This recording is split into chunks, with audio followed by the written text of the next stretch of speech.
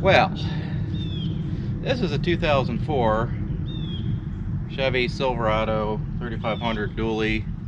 It's got the Duramax, I think it's the LLY with the Allison transmission. And it's here because the engine runs, but the transmission is having some issues. So that's going to be the object of this video. So let's dig into the transmission on this Duramax Allison combo.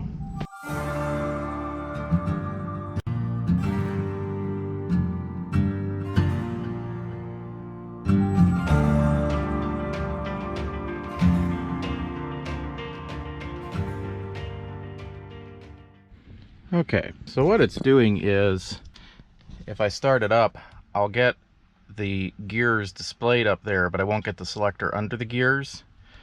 The trans temp gauge doesn't work. The speedometer doesn't work. And I get a code that says I can't communicate with the transmission module, the TCM. So let me show you what I'm getting here. So I'm getting a P0802, I'm getting a P0672, and I'm getting a U0101. The other thing is it'll move in first gear.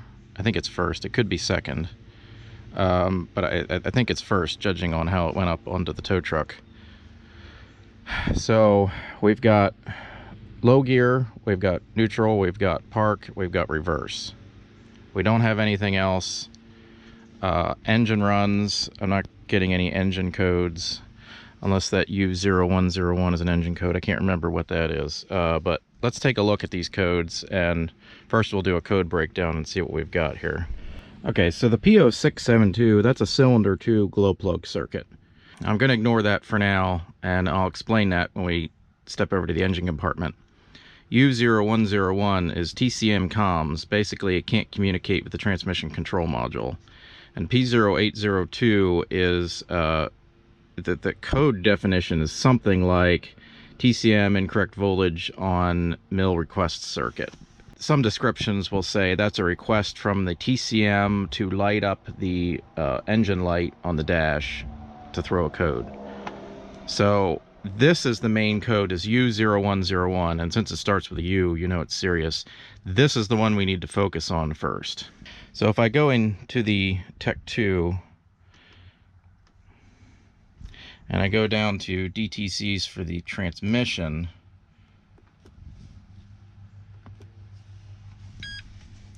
you'll see that it says no comms, and the ignition is indeed on.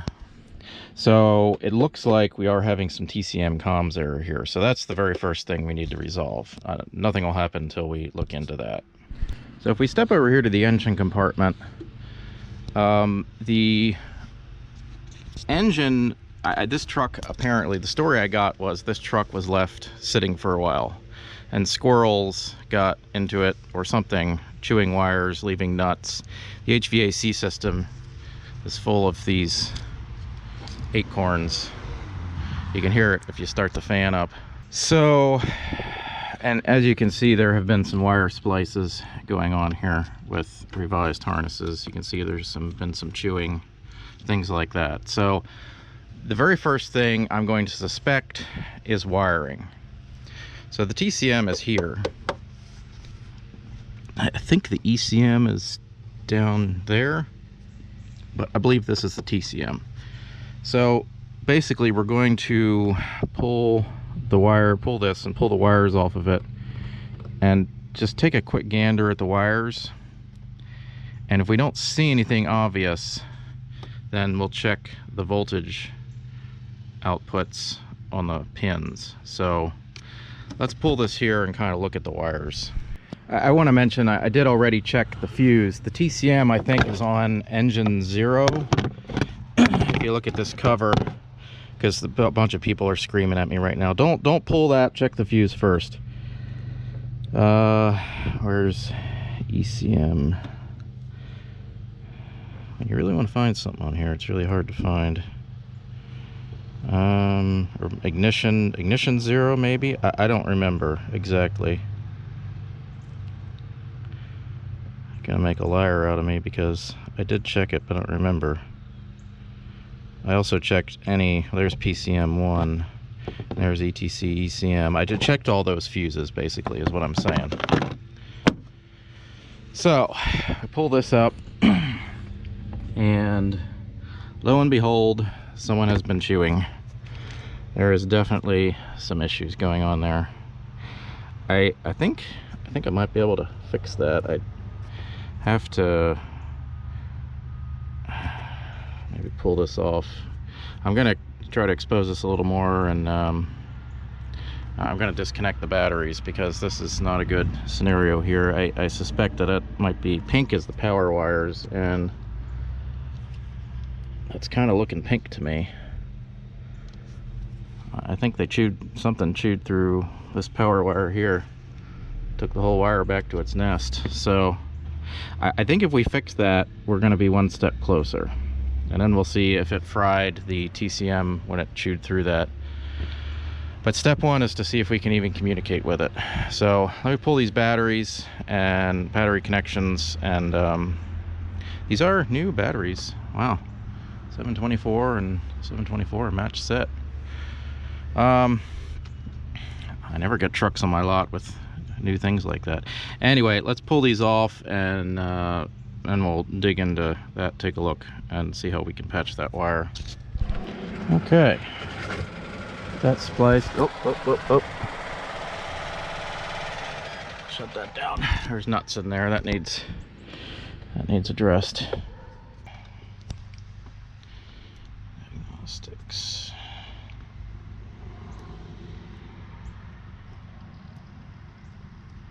In case you're wondering, this is a C product line truck.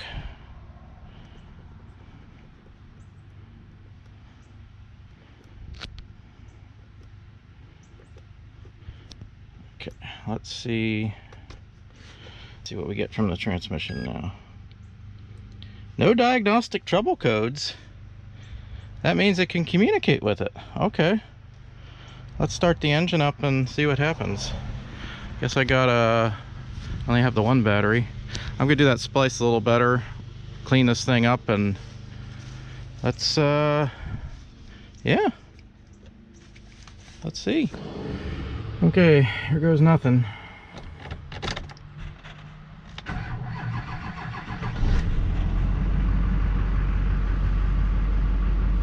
We've got a shift indicator. Oh, we've got nice smooth shifting now too. I don't know, should we go for a drive? Let's go for a drive. First, I think we should probably close the hood. Listen to that baby purr.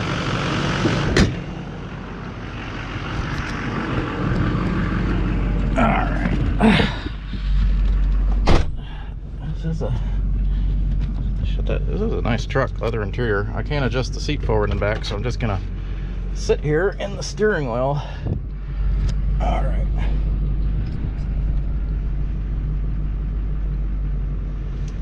Back into my tractor there. This is a big rig. Not big for me, I know.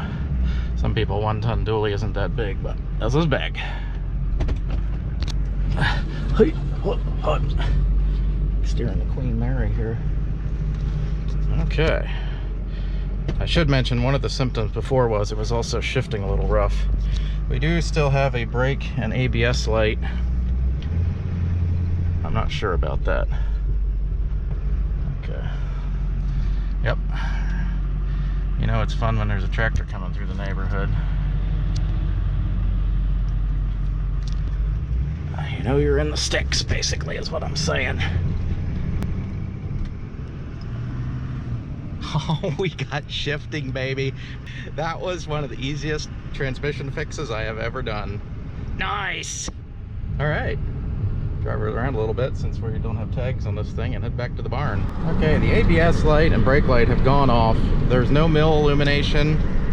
There's nothing. Well. Oh, losing my tablet. Oh, this is a sweet rig. I hate to say it, but because I'm not really into new trucks, but this is a sweet rig. Does the radio work?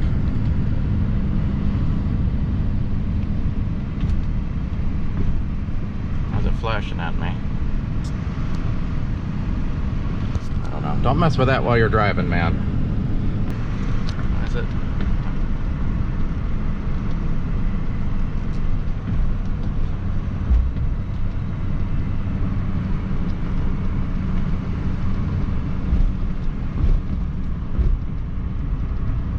Dude, you're gonna run off the road. Just stop it.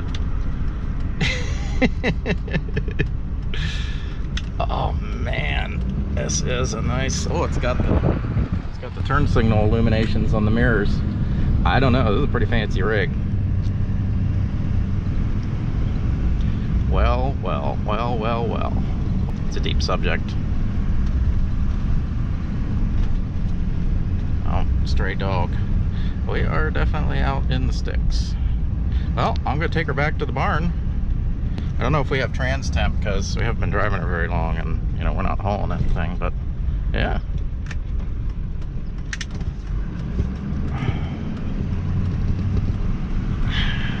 Everything else drive-wise seems good on here. Brakes, and gotta remember I'm driving a dually here. Can't be driving on these narrow roads. Gotta get off the edge.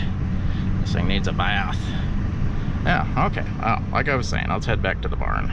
Well, since that was so easy, let's look at some of the other things with this truck. Like this driver's seat that, you know, shoves your face right up into the steering wheel. I can hear the motor running when I press that. What's this? I don't want to know. Ignorance is bliss. A bracket. There was a bracket. That's probably not a good thing, but we'll just pretend we didn't see that. Put that in the bed for now. That should be perfectly fine. I'm sure it's not important because the truck runs and drives without it. Mystery pills. Yep, that's fine. Let's chuck those into the rear seat. Okay. So I'm gonna need a flashlight. The gentleman said it worked, and then all of a sudden, like, you heard a crunch noise and like ran over wires or something. So first thing I'm gonna do is get a flashlight and look for wiring issues. Okay, so if I move this forward and back, oh, don't drop the camera. So if I move this forward or back, I can hear the motor engaging. It's this motor up front. You can see, maybe you can see, flashlight on it.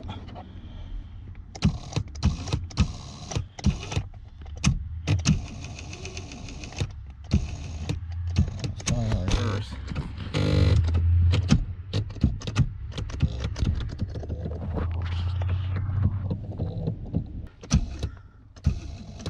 Motor's turning.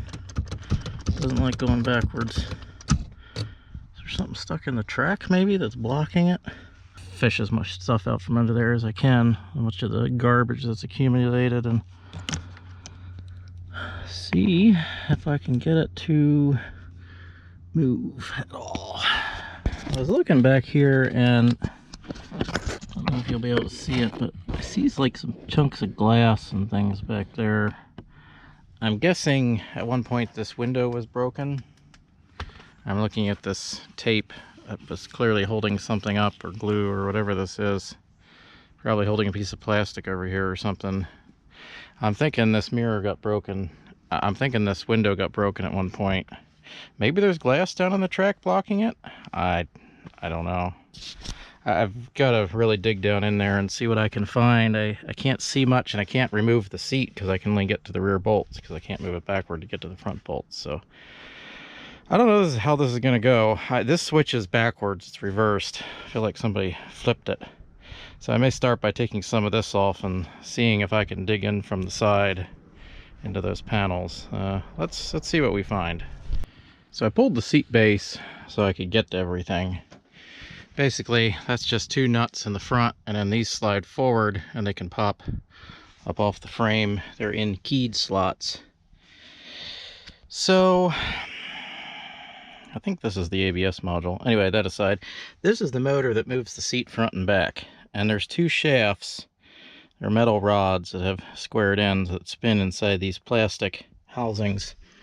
And then they turn this 90-degree thing here that spins this and moves each side forward or back. I suppose it could get misaligned side to side if one spun and one didn't, but the motor is connected in the shaft. I took the motor out. You can see I've spliced it back in again. Took the motor out, checked it out. The motor seems good. Brushes are good. It's clean inside. Maybe there's resistance in the track. So I've eliminated all of this pretty much. I mean, it's not that hard to pop this off. This just has 2 pins that pop off this bar back here, and you can kind of pull the whole thing off and put it in. It's kind of the reverse. You kind of got to put the motor in and the 2 ends and kind of work them together and, you know, spread it into the each end, because, you know, they're flexible. They're plastic and the shafts are flexible metal. Anyway, I did re-grease those. Even though they were spinning fine, I put new grease in there, repacked them a little. I don't know. I did spin each side with my drill. I just put one end of the metal rod in the drill and one end in the receiver over there and spun it, and they spun fine. So I'm not sure. I'm going to put it back together here and we'll see where we're at, I guess. All right. Oh, it's moving the right way now. We fixed that problem. Okay. Well, we need to grease these, or it is moving.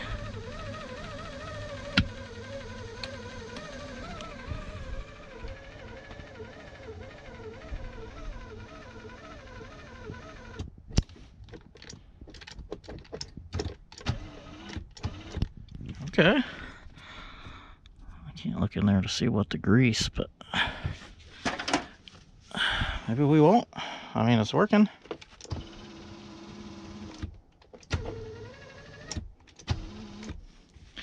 I'm thinking either these got misaligned because maybe one of these popped out, one of these ends. There is a pin broken on one of these.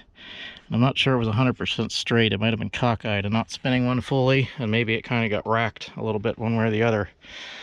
I don't know, but it works now, and I'll take it.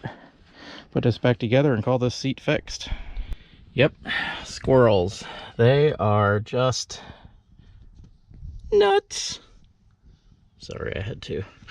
Okay, so I think I'm gonna pull. There's more back there. Get my shop vac in here, but what? No. Huh, guess this was in the glove compartment. Okay. Previous registration. All right. I think I'm gonna pull the fan on. No, that's not the fan.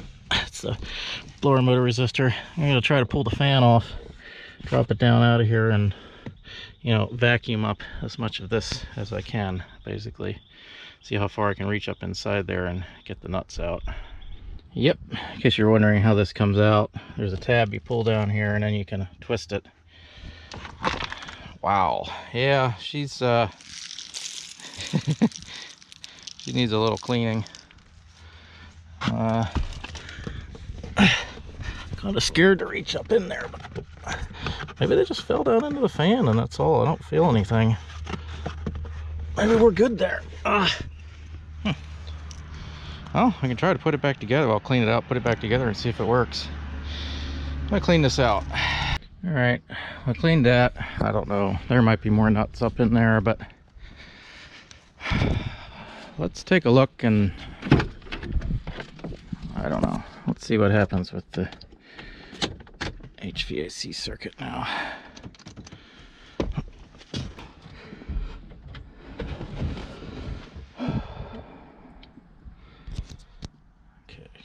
Fan.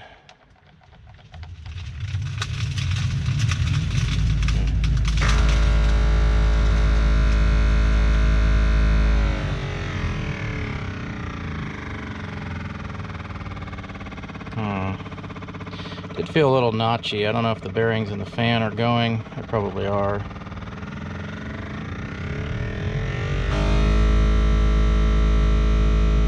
But I don't hear any nuts anymore.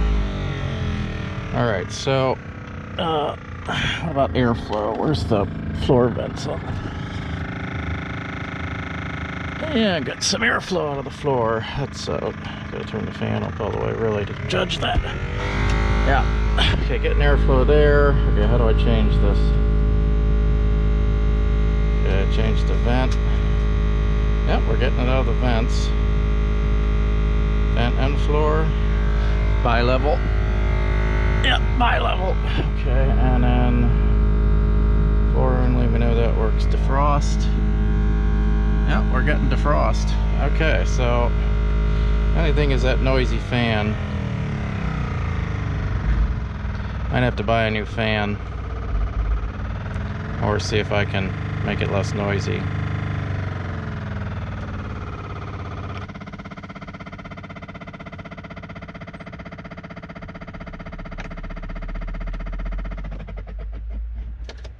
Okay, let's pull that fan out again and see if I can. I know it's sealed and not repairable, but let's see if we can do anything with that. Yeah, so you take this bearing cap off. There's all kinds of junk in there. We need to clean this.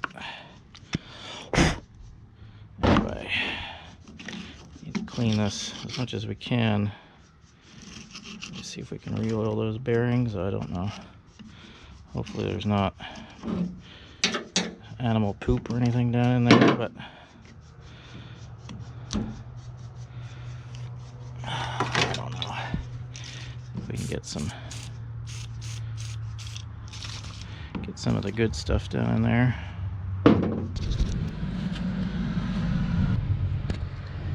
Oh yeah, that's much quieter. That's all the way up, you can barely hear it run. And it's moving air. Excellent. Okay, well, the fan is resolved. Hopefully it stays resolved, but I didn't do much other than just lubricate it and clean it and free everything up and make sure it's spun free. So other than that, you know, maybe it'll last, maybe we'll need a new one, I don't know, we'll see. All right, so AC port seems to have an issue there. We'll have to get a cap for that. Low side port seems okay. I don't know, maybe we can just see if we can charge it from the low side port. I don't know. I really need to, I'm gonna try to clean this out. It's really not good to let your caps off like this, because one little bit of that in the system and you're done. We'll clean it out.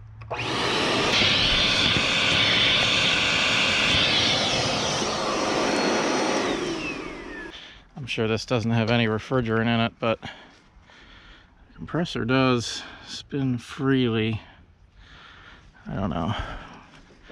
I have let me hook all this up and we'll see what we wind up with here. Maybe we'll vacuum down the system. I don't think there's anything in here. Why risk it? Let's vacuum it down and start fresh. Now, vacuuming down. Let's let this run for a bit and see what we wind up with.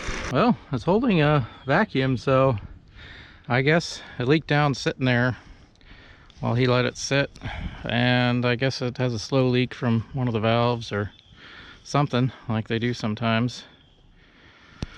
So I guess I'll give it a full vacuum and put a charge in it and see how long it lasts. Well, that was easy. Blows cold air and holds a charge. It'll probably slowly leak down because this probably has a slow leak somewhere in the system, judging that, you know, it leaked down sitting there like I said. But AC is ready to go. That was all there was to it. What else is left for this thing? Not a whole lot. Clean it up, but beyond that, it's a sticky stuff that they put around the window. I don't know how to get that off. Glue gun maybe?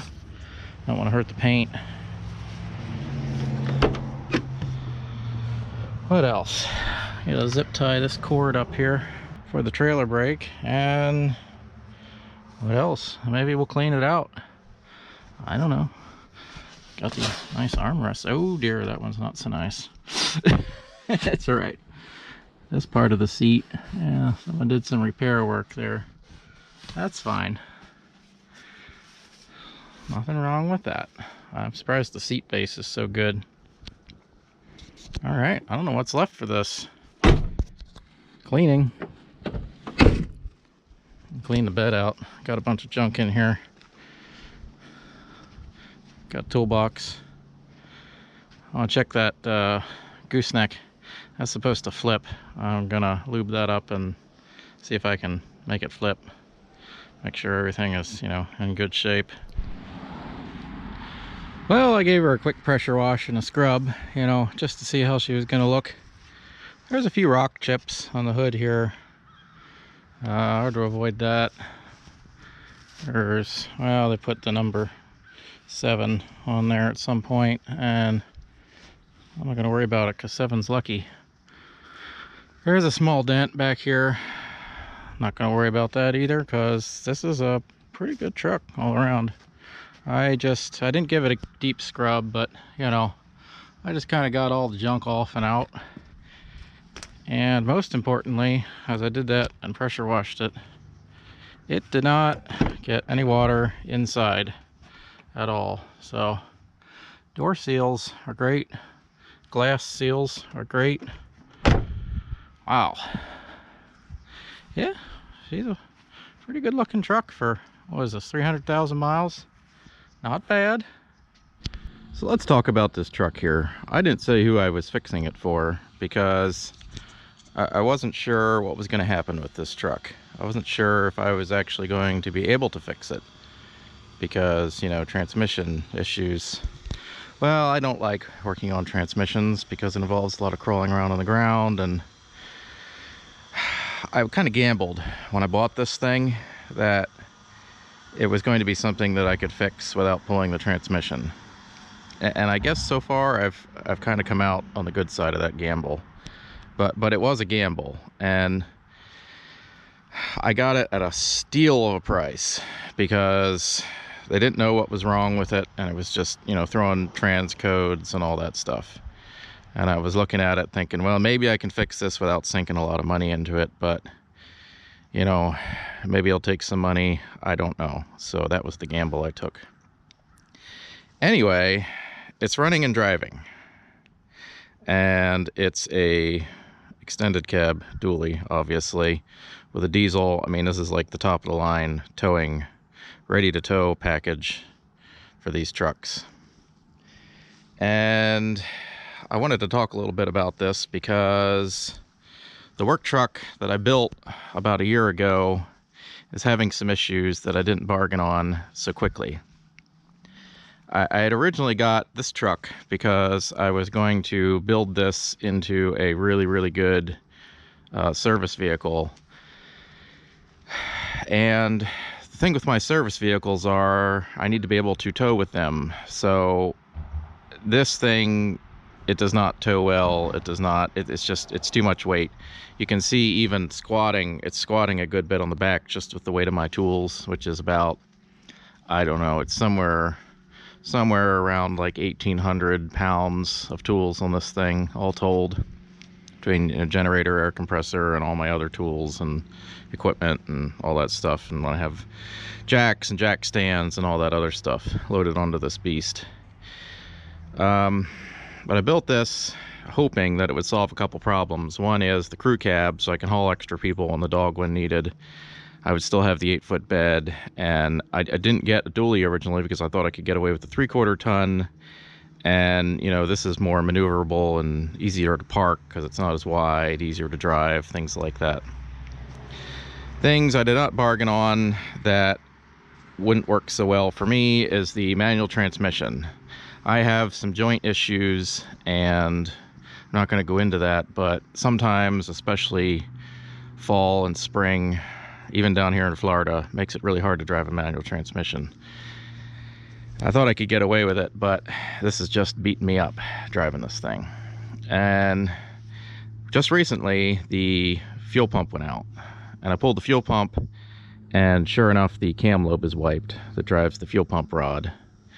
And I just didn't think that this older engine, since seems to have been in this truck for a while, it seems to be older and tireder, I didn't think it was worth putting a new cam in and pulling everything that you would find when you actually pull it apart, replacing all that stuff, you know, all the extra stuff that you don't bargain on. And I didn't think it was worth it because it would still have the old bottom end in it if I did that. And, you know, you could replace the engine. You could probably get a long block for about $2,000 ready to go, drop it in, all that stuff. But it's a time sink that I don't want to take right now.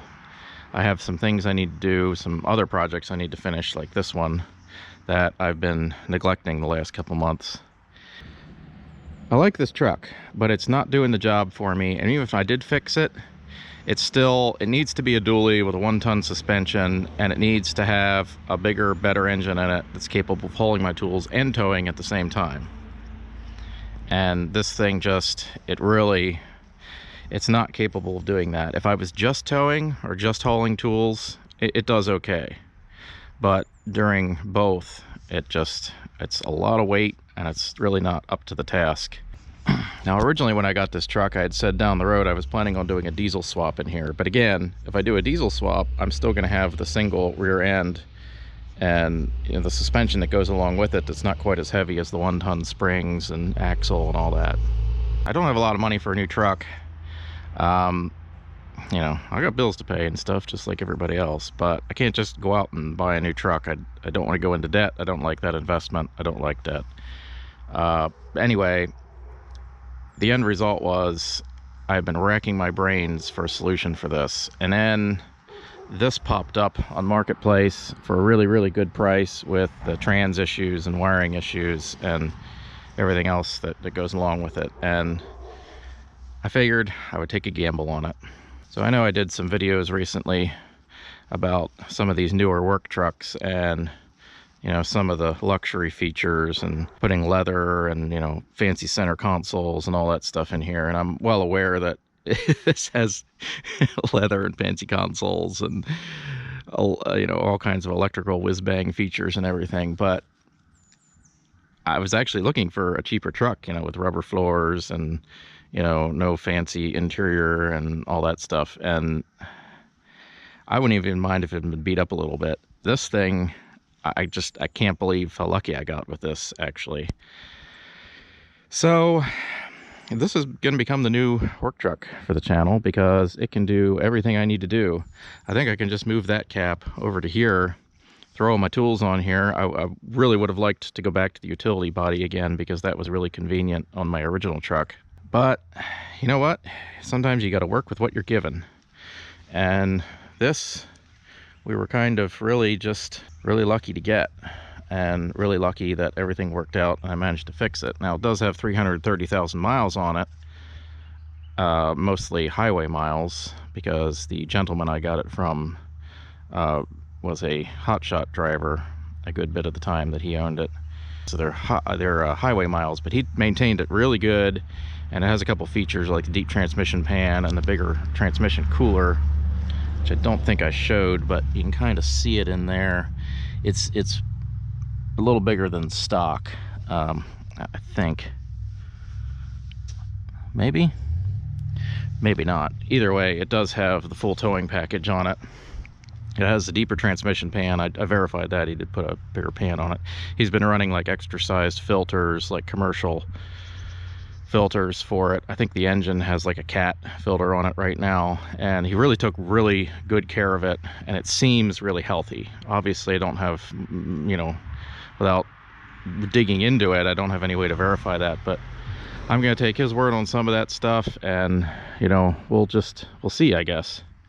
That's another gamble I'm going to take, see how well he really did take care of it. But I think it's going to be a good work truck, and I'm aware that I'm not a fan of newer trucks, even though this is 20 years old. I don't drive them much, but I was actually looking for an older truck that would fit the bill, but some of the older ones are more expensive. I was looking at maybe like a 6.5 older Chevy GMC or a 7.3 Ford that would be up to the task. I really kind of wanted a diesel because after the experience, and you know, this doesn't get great fuel mileage either because I have it loaded down all the time and everything else, but it did the base tasks I needed it to do. But between the manual transmission, the fuel mileage, the smaller engine, and the lack of weight carrying capability, it's not something I would have to put a lot more money into this to bring it up to the level that I need to make it the all-around work vehicle that I ultimately need. I just made a mistake with that, gone with the 3/4 ton suspension and all that stuff, but you learn from your mistakes and keep going, and that's that's what you do, I guess. I had a 3/4 ton truck before this, but it wasn't the crew cab, and it wasn't quite as old an engine, you know, and one with the utility body on it. But anyway, here we are. So this is going to be the new work truck for the channel. So you can criticize me and say I sold out and got a newer truck. That's fine, I understand. But sometimes you have to do what your budget and money allows. And while I was looking for an older truck, or a cheaper truck that had a cheaper interior and maybe not so, you know, high quality or nice looking, this is what I ended up with. And I feel very, very, extremely lucky to have this truck. And I can't tell you how extremely lucky I feel. Actually, I can't express it enough, because like I said, I got this truck very cheap because he wanted to get rid of it. He got a newer truck. Don't worry, we've still got the older trucks on the channel. This, hopefully I'll have time to really dig into more. And of course, we've got the stalwart old El Camino that's still cruising along, that I actually don't show much on the channel because nothing ever goes wrong with it. But I don't know what to do with this truck. There's going to be a future video possibly on me trying to get a fuel pump situation here without pulling tanks and all that stuff, and trying to get it running again cheaply so that maybe I can sell it to somebody without, you know, them having to tow it off. I've been having some trouble with just running electric pumps. It's a long ways back there to the tank, and you know, I don't want to put a whole lot of money into it, but we'll see what we can do to get this thing running again without replacing the camshaft or the engine or any of that stuff, and get it back on the road maybe for somebody. If you're interested in this truck, I won't really have a use for it anymore, and it's kind of taking up space. All the videos on the channel that I've shown building this thing, you can see the good and the bad things that I did to get it running. So I'm not trying to hide anything. If you want to buy it, hit me up. I'll put the email address down there, and I'll put it in the description of this video as well. But if you're interested, I'm in northern Florida, and I'm not going to sell it for a ton of money, but I would like to get at least part out of what I put into it to get it running and driving and dependable. And again, I will try to get a dependable fuel system back in it again. So I might see one more video on this truck, but other than that, I think it's time to send her on down the road to somebody who can drive it and appreciate it. I certainly don't want it to sit here and deteriorate, because I won't have time to drive it and appreciate it. So, I mean, it does have a very nice interior, although, you know, it has cosmetic flaws, and, you know, the doors have some rust issues and things like that. But, you know, I did put some work into getting the interior relatively comfortable, even though I never focused on the doors, but everything else, you know. But it does have the SM465 and a 350.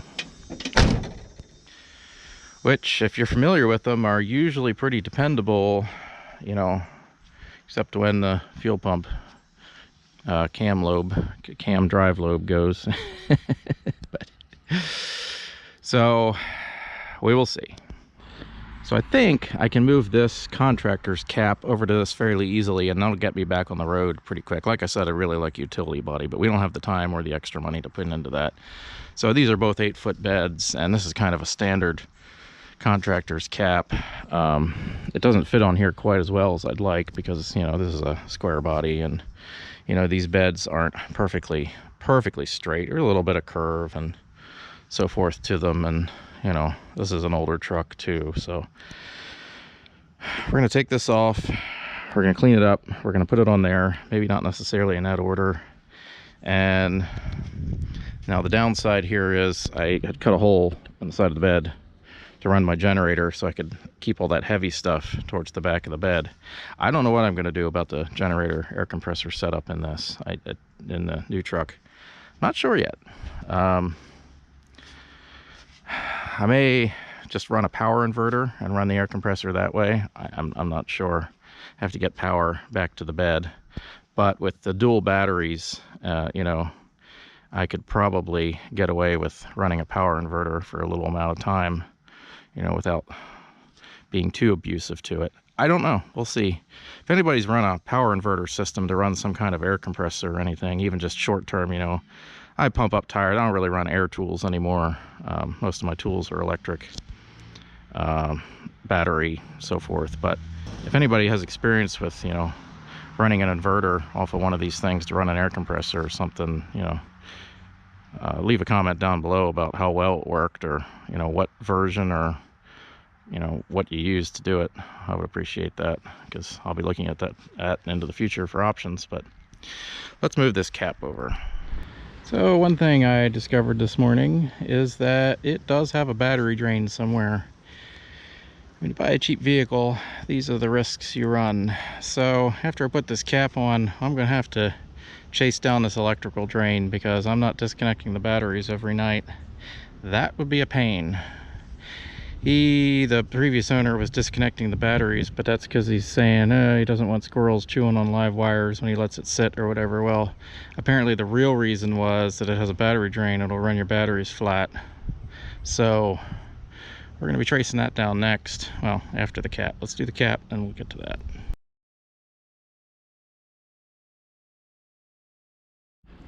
Well, it's always something around here. I knew that I was going to pop a hydraulic line eventually, but I didn't think it was going to be this one.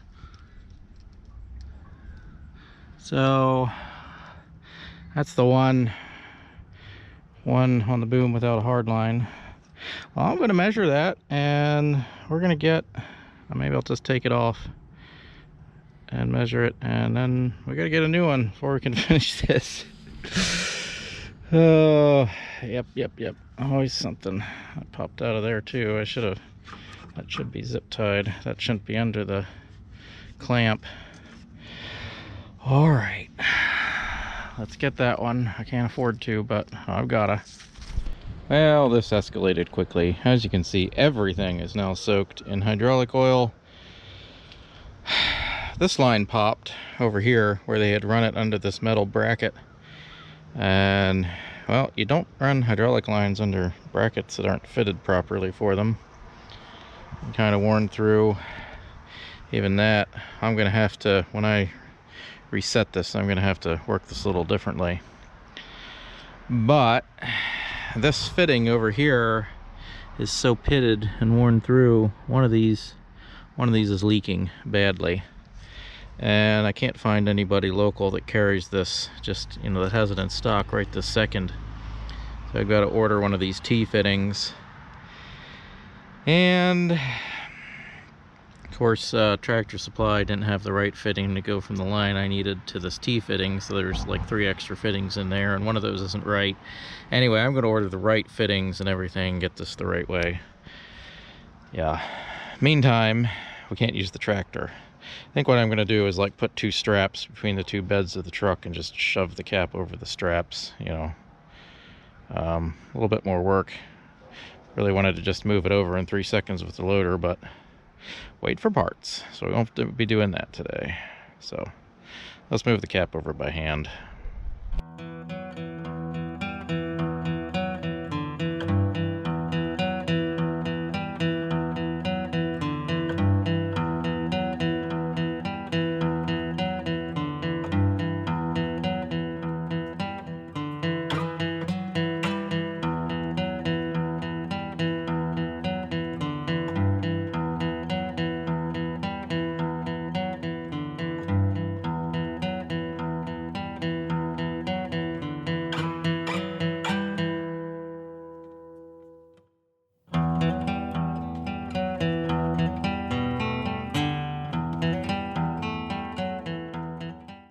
All right, we have the cap on.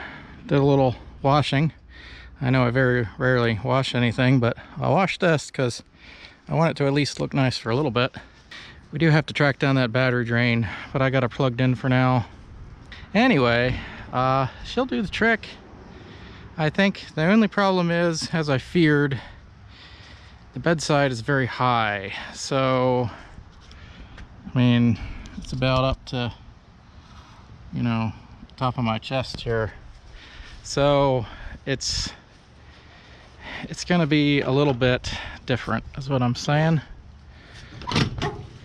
So as far as seeing in toolbox drawers and things, well, there's not going to be too much of that, I guess. Over here, the back height I so often use my tailgate as a workbench. Well, it's a little higher now, and that's good for using as a workbench, but not so good for getting up in and stuff. But I don't know, I really need to get a bed slider. And over here where we keep all our consumables,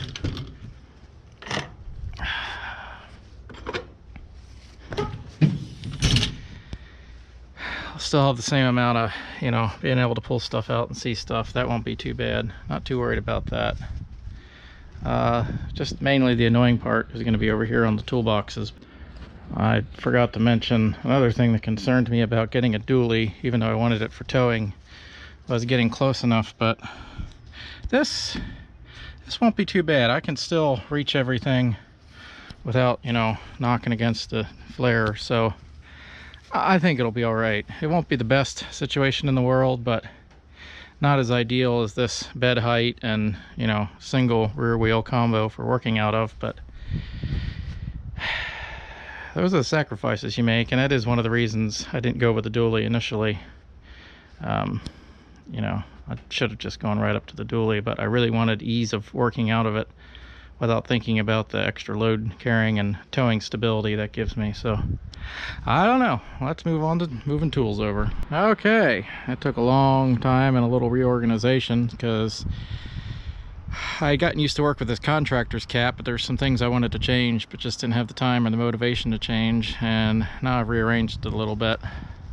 I got most of my sockets and ratchets and everything in these boxes, and big sockets up there, and I got my wrenches and everything, and my big stuff down here where it's easier to reach. I had it up here before, but this is a little higher and I don't want stuff dropping on my head, so got my boxes of gear here. Yeah, on the other side it's pretty much toolkits and consumables like before. Not much change there. Works out pretty good. Well, let's start looking at battery drain. Alright, with my ammeter clamped on the positive battery terminal here, I get about 1 amp, and I don't know if that's accurate. 0.12 there. 0.14. I don't know, because when you run this meter, it might be. It seems to just sit at 1.5.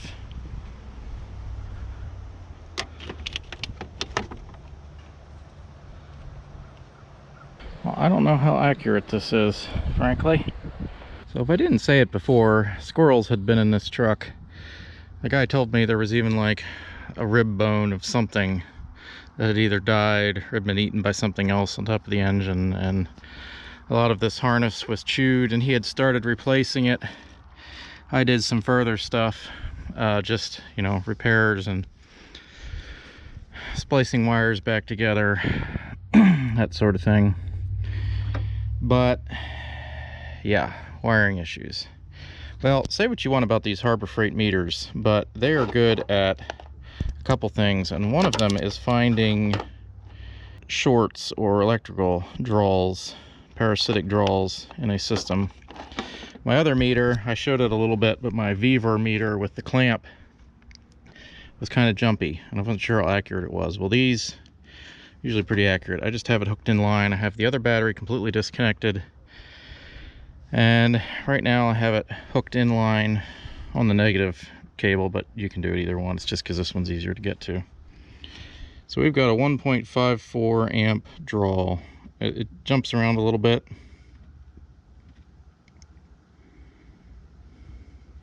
But as you can see, anything close to an amp, anything over, anything that gets into the tenths is probably going to be too much of a parasitic draw for your system. But you can see that at least this meter registers. Now it's probably shifting around a little bit because, you know, I pulled the battery to do this, and then I just turned my meter on, and that basically connected all the computers and circuits again. So it went through some kind of startup timing cycle there, and then it settled down on where we are here. So this 0.73 is kind of our base. So basically what I'm going to do here is start pulling fuses one by one from this panel, and we'll see. I don't know, it might take me a while. It was a little dirty in here too, but I'm gonna start pulling fuses and we'll see what happens. I'll let you know if anything changes. It's holding pretty steady at 0.73 amp draw right now. Okay, so we're down to a 0.08, 0.07-ish draw, and the fuse that I ended up pulling, which is actually back in now, is the radio amp fuse. But it doesn't make any difference now if I put it back in. I'm not sure what that means. The only two I didn't get to pull are info and TREC. I don't know what those mean, and the fog lamps. I don't think the fog lamps work though, so yeah, those fuses are good. Well, that one is. I don't know. I'm not going to bother pulling the other one right now because it's not going to accomplish much. I wonder.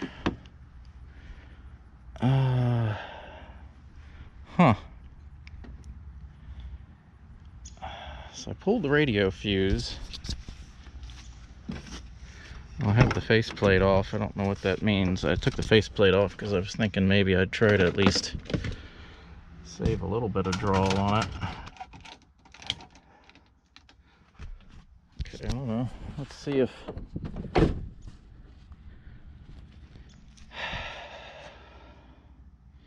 Yeah, it didn't change anything. 0.02 is what it's down to.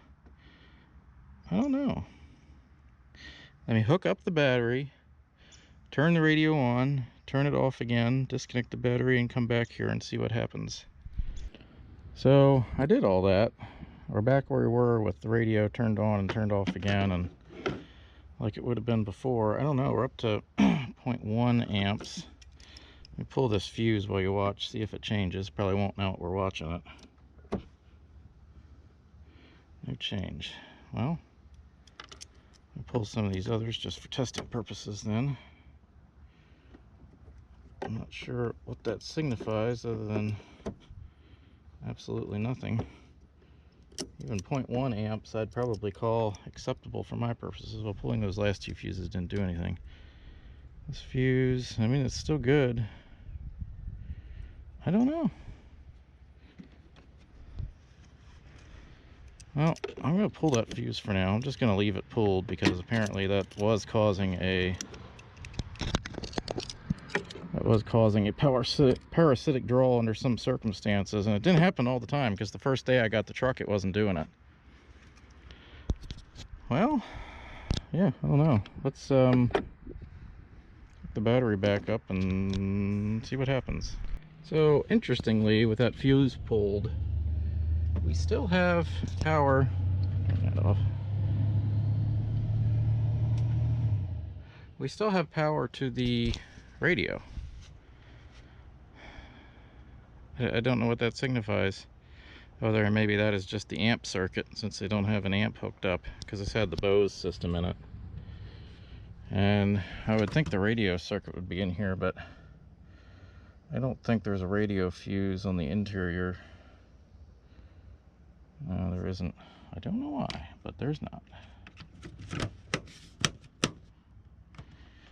Anywho, yeah, that's, I guess